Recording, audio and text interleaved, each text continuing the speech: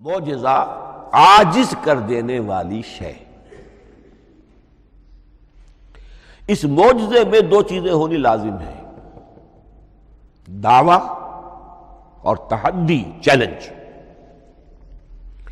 جبکہ کوئی خرق عادت کوئی شے پیدا ہو جائے، خرق عادت اسے کہتے ہیں کہ فزیکل لا ایک ہے، پانی، واٹر کیپس اٹس سرفیس، حضرت موسیٰ کا عصا اس پر لگا اور سمندر پھٹ گیا، خرق عادت ہے، یعنی جو عادی قانون ہے، عام طور پر جو قوانین طبعیہ ہیں ان کا پھٹ جانا، ختم ہو جانا، ٹوٹ جانا، اور کسی حقیقت کا اس میں سے ظاہر ہو جانا جو ان فزیکل لاز کے خلاف۔ آگ کے بارے میں قانون کیا ہے؟ وہ جلاتی ہے، لیکن یہ کہ یہ معجزہ ہے، یہ خرق عادت ہے کہ حضرت ابراہیم آگ میں ڈالے گئے، اس نے نہیں جلایا، یا نارو کونی بردن و سلام علی ابراہیم۔ تو خرق عادت کو اب دو قسموں میں آپ سمجھیے۔ ایک خرق عادت وہ ہے جو دعوے کے ساتھ پیش کیا جائے، اپنی صداقت، اپنی رسالت کی حقانیت اور صداقت کے ثبوت کے طور پر، اور اس میں چیلنج کیا جائے کہ آؤ مقابلہ کر لو۔ وہ اس رسول کا اصل معجزہ ہوتا ہے۔ ایک خرق عادت وہ ہے جو اللہ تعالیٰ اپنے نیک بندوں کی بزرگی کو ظاہر کرنے کے لیے، غیر انبیاء کے لیے بھی کرامات جنہیں ہم کہتے ہیں ہو جاتی ہے۔ بہت سے صحابہ سے وہ کرامات ثابت ہیں۔ حضرت عمر رضی اللہ تعالی عنہ کو شام کا میدان جنگ دکھا دیا گیا، یا ساریۃ الی الجبل کے الفاظ آپ نے فرمائے۔ ابھی تو ٹیلی ویژن کہیں نہیں تھا، ابھی یہ سارے وسائل و ذرائع موجود نہیں تھے، یہ خرق عادت ہے۔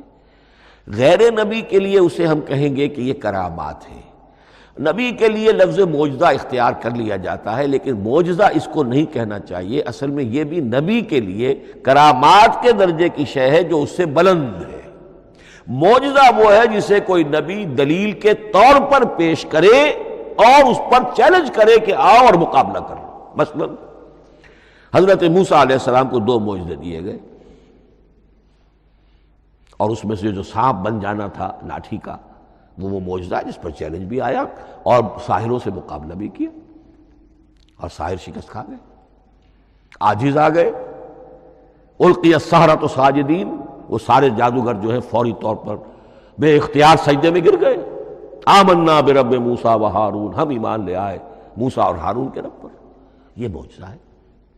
اس معنی میں محمد الرسول اللہ صلی اللہ علیہ وسلم کا معجزہ صرف قرآن حکیم۔ قرآن مجید میں آپ سورہ انعام میں بھی دیکھیں گے بہت ہی شدت کے ساتھ، سورہ بنی اسرائیل میں دیکھیں گے بڑی تفصیل کے ساتھ معجزے طلب کیے گئے۔ آپ اس مکے کی سرزمین میں ابھی ہمارے دیکھتے ہی دیکھتے چشمہ نکال دیجئے، ہم مان لیں گے آپ اللہ کے رسول ہیں۔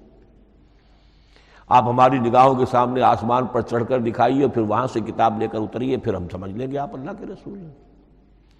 آپ کے لیے چشم زدن میں کوئی محل سونے کا چاندی کا تیار ہو جائے، مان لیں گے آپ کو اللہ کے رسول ہیں۔ آپ اس بے آب و گیا وادی میں فوراً ایک باغ جو ہے اپنے لیے بنا کے دکھا دیں، مان لیں گے کہ آپ اللہ کے رسول ہیں۔ ایسے تمام مطالبات پر اللہ تعالیٰ کی طرف سے کوڑا جواب ملا، اللہ اس قسم کی کوئی شے نہیں دکھائے گا۔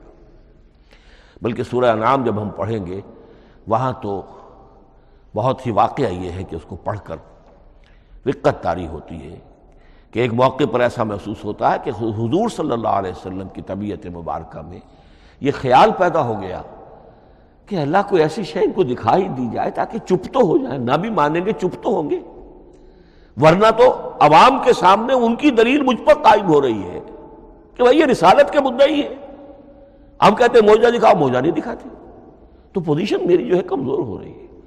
وہاں جس انداز میں اللہ نے کہا ہے، ہرگز نہیں، اے نبی اگر آپ کے اختیار میں ہے تو کہیں آسمان پر سیڑھی لگا لیجئے، یا زمین میں سرنگ لگا کے کوئی معجزہ لا سکتے ہو تو لے آئیے، ہم نہیں دکھائیں گے۔ رقت طاری ہوتی ہے۔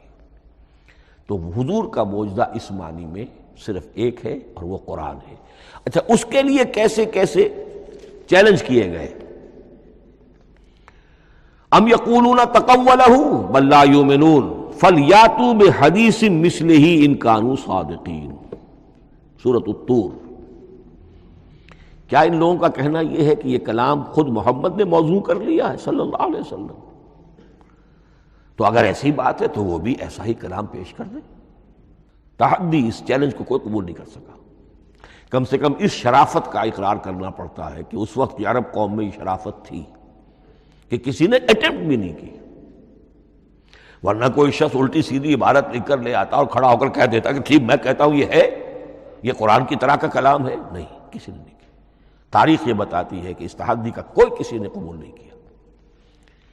اسی طرح فرمایا سورہ بنی اسرائیل میں قُلْ لَئِنِ اجْتَمَعَتِ الْإِنسُ وَالْجِنُّ عَلَىٰ أَن يَأْتُوا بِمِثْلِ هَٰذَا الْقُرْآنِ لَا يَأْتُونَ بِمِثْلِهِ وَلَوْ كَانَ بَعْضُهُمْ لِبَعْضٍ ظَهِيرًا.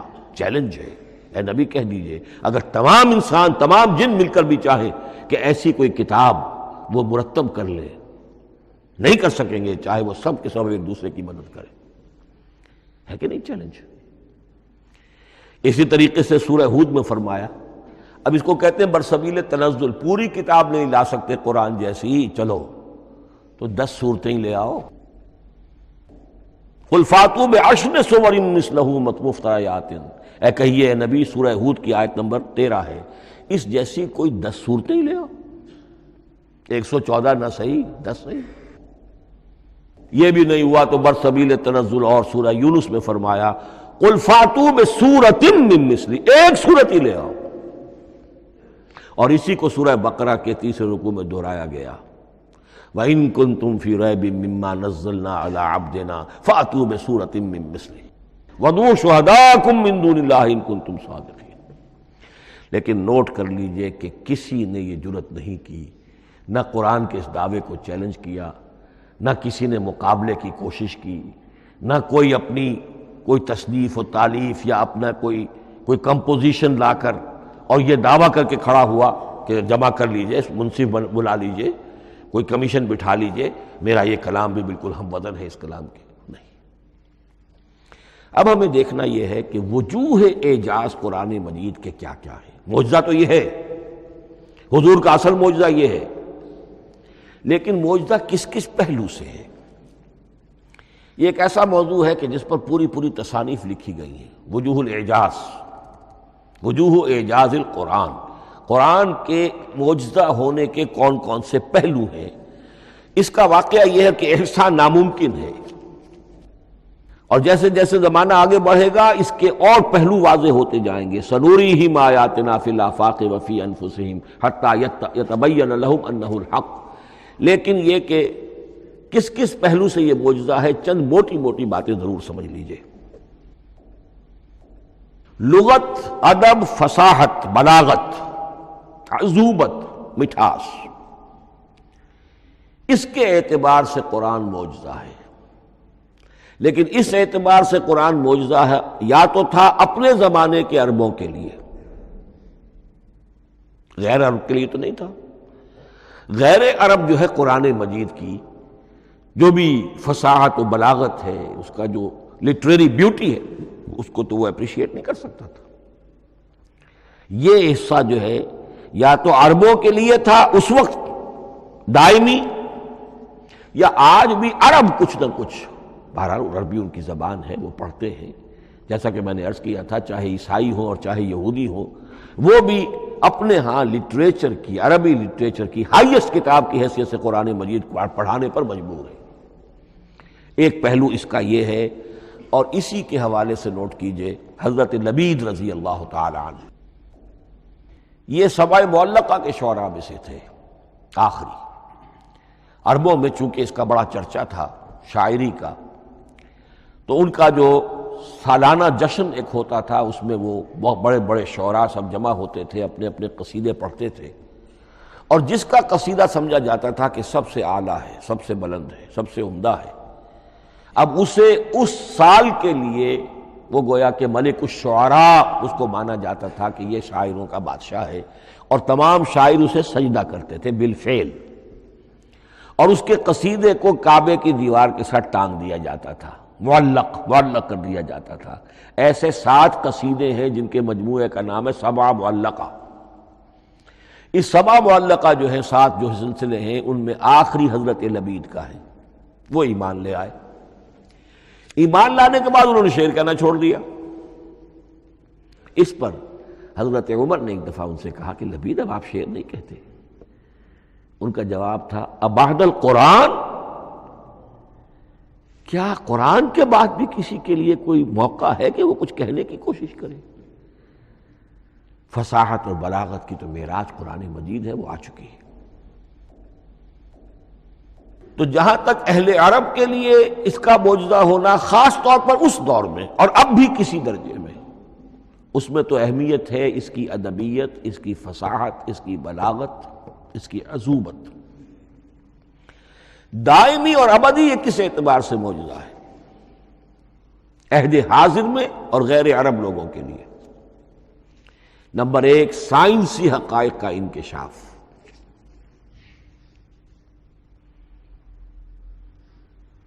جس طریقے سے کہ یہ سائنسی حقائق منکشف ہوتے چلے جا رہے ہیں ابدی طور پر، میں ڈاکٹر مورس بکائی کا حوالہ دے چکا ہوں اور پروفیسر ڈاکٹر کیتھل مور کا حوالہ دے چکا ہوں، ان کو ذہن میں رکھیے۔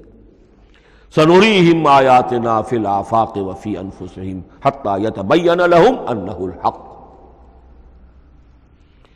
نمبر دو، حضور کا وہ کارنامہ کہ آپ نے ایک عظیم انقلاب برپا کر کے دکھایا اور وہ نظام قائم کر کے دکھایا کہ جس سے بہتر، جس سے عادلانہ، جس سے زیادہ منصفانہ کوئی نظام دنیا میں نہ آج تک قائم ہوا ہے اور نہ اس کی کوئی دوسری نظیر پیش کی جا سکتی۔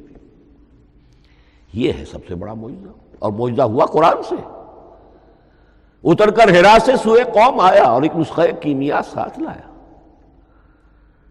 یہ سارا معجزہ، جیسا کہ میں نے شروع میں عرض کیا ہے، محمد اور قرآن دونوں مل کر بینہ بھی ہے تو رسول من اللہ یتلو صحفا مطہرۃ فیہا کتب قیمہ، اور قد انزل الیکم ذکرا رسولا یتلو علیکم آیات اللہ المبینات۔ یہ معجزہ جو ہے جس کے حوالے سے دنیا میں بڑی بڑی شخصیات نے شہادت دی۔ ایم این رائے اس صدی کا ایک بہت بڑا انقلابی شخص، کمیونسٹ انٹرنیشنل کا رکن، اس صدی کی ابتدا میں جو شورا تھا، جو غلغلہ تھا، جو ولولہ تھا بولشوک ریولوشن کا، اور جو دنیا کے اندر ایک دھوم مچ گئی تھی، اس کو ذہن میں رکھیے۔ اور اس پہ کمیونسٹ انٹرنیشنل کا رکن ایم این رائے، 1920 میں اس نے لاہور میں ایک خطبہ دیا تھا، ہسٹوریکل رول آف اسلام، اور اس نے کہا تھا تاریخ انسانی کا عظیم ترین انقلاب وہ ہے کہ جو محمد نے برپا کیا صلی اللہ علیہ وسلم۔ آج بھی یہ کتاب بھارت میں چھپتی ہے، بامبے کا ایک پبلشر شائع کرتا ہے، historical role of Islam by M N Roy. پھر آگے چلیے، ایچ جی ویلز اگرچہ انتہائی رقیق حملے کرتا ہے حضور کی زندگی کے بعض پہلوؤں پر، جیسے رشدی نے کیے ہیں یا جیسے تسلیمہ نسرین ایک بنگالی خاتون نے کیے ہیں، اسی طرح کے حملے کیے اس نے بھی۔ اور یہ اس لیے بتا رہا ہوں کہ یہ اسٹیبلش ہو جائے کہ وہ دوست نہیں ہے، دشمن ہے۔ عربی کا ایک مقولہ یہ ہے کہ الفضل ما شہدت بہ الاعداء، اصل فضیلت تو اس شے کی ہے جس کی گواہی دشمن دے۔ دوست تو تعریف کریں گے، قابل تعریف شے کی بھی تعریف کریں گے، بڑھ چڑھ کر کریں گے۔ یہ بھی ہو سکتا ہے کسی قابل مذمت شے کی بھی تعریف کر بیٹھے، دوست ہوئے۔ دشمن جو ہے وہ تو ظاہر بات ہے اسی بات کو مانے گا جس میں کسی شک و شبہ کی گنجائش نہ ہو۔ اس لیے میں نے عرض کیا کہ دشمن ہے، رقیق حملے کرتا ہے، لیکن آخر میں جب آتا ہے concise history of the world میں چیپٹر جو ہے حضور پر، اس میں خطبہ حجۃ الوداع کا وہ حوالہ دیتا ہے، لا فضل لعربی علی عجمی ولا لعجمی علی عربی ولا لاحمر علی اسود ولا لاسود علی احمر الا بالتقوی۔ اور پھر لکھتا ہے کہ اگرچہ انسانی حریت و اخوت و مساوات کے واعظ تو پہلے بھی بہت کہے گئے تھے، یہاں تک کہ مسیح ناصری حضرت عیسیٰ علیہ السلام کے ہاں بھی ہمیں بڑے واعظ ملتے ہیں، لیکن یہ ماننا پڑتا ہے کہ تاریخ انسانی میں پہلی مرتبہ ان اصولوں پر ایک انسانی معاشرہ قائم کر کے دکھایا محمد نے صلی اللہ علیہ وسلم۔ Although the sermons of human freedom, fraternity and equality were said before also, And we find a lot of them in Jesus of Nazareth.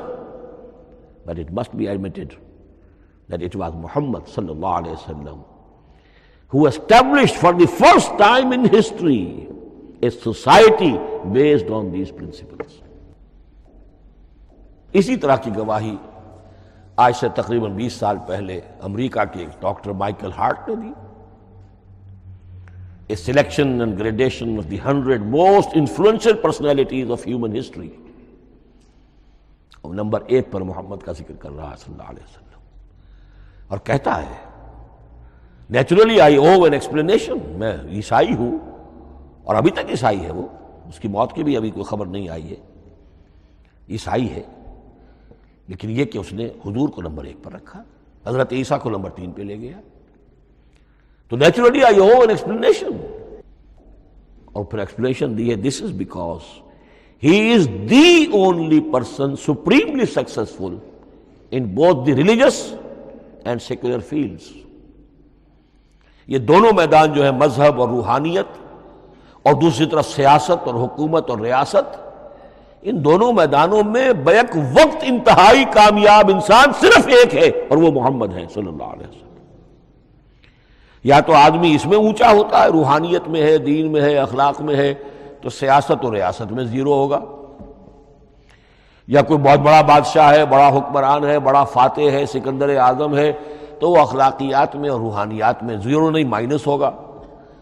یہ معاملہ کہ دونوں میں this is because he is the only person supremely successful in both the religious and the secular fields. لیکن یہ بات note کر لیجئے کہ جو تازہ ایڈیشن ہے اس کتاب کا، اس میں سے یہ پیسج نکال دیا ہے نئے جو ایڈیٹرز ہیں انہوں نے. اس کے لیے آپ کو کسی پرانے ایڈیشن سے رجوع کرنا پڑے گا، concise history of the world, اور وہ لائبریریوں میں مل جائے گا. علامہ اقبال نے اس بات کو یوں بیان کیا ہے، ہر کجا بینی جہان رنگ و بو، کہ از خاکش بروید آرزو، یاد نور مصطفیٰ اورا بہاس، یا ہنود اندر تلاش مصطفیٰ است. اس دنیا میں تمدن کے اعتبار سے، اخلاق کے اعتبار سے، معاشرت کے اعتبار سے کہیں کوئی خوبی اگر تمہیں نظر آتی ہے، کوئی رمق نور کی، خوبی کی، بھلائی کی، رنگ و بو، جان لو کہ یا تو وہ نور محمدی سے مستعار لی گئی ہے، اور یا ابھی تک انسان ابھی محمد کی تلاش میں ہے، ادھر جا رہا ہے، قافلہ ادھر جا رہا ہے، نوع انسانی کا چاروں ناچار ادھر جا رہا ہے. سوشل ایوولوشن کا پروسیس انسان کو افراط و تفرید کے دھکوں کے باوجود تدریجاً لے کر جا رہا ہے بحیثیت مجموعی پوری مین کائنڈ کو اسی بات کی طرف کہ جس کی طرف دعوت دی تھی محمد رسول اللہ صلی اللہ علیہ وسلم.